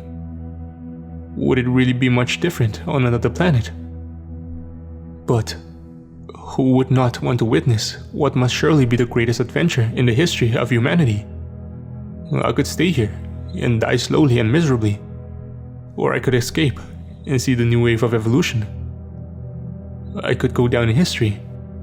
Maybe I could even become some sort of influence on LaRue. He isn't the only one who can play games. I tried to contact Madden, just out of curiosity. Her phone is off. She doesn't answer her door. I asked around, but everyone stays silent. The whole city is silent right now. There have been other suicides in the last week, and I'm sure there will be more. I haven't spoken to Nolan. I haven't heard a thing from him since I spoke to him while he was in Dover. He doesn't respond to my messages, but his phone does at least ring out. Is he alive? I don't know. From what I could pick up, it seemed Dennis Houghton had a ticket out of here for Nolan. but I know what LaRue's tickets are like. Maybe I'll see Nolan again one day. Or maybe he's with Ben now. When I started all of this, I believed that I was a good person. Now, I find myself constantly wondering if I'm as bad as LaRue himself. Over the last couple of weeks, my mind has continuously suggested to me that he made the right decisions. That all of the deaths are indeed worth the magnificence of what he has achieved. If LaRue is a monster, then maybe I am too. It's time to make a decision. Whatever the decision is, I'm afraid that I won't be able to update here any longer.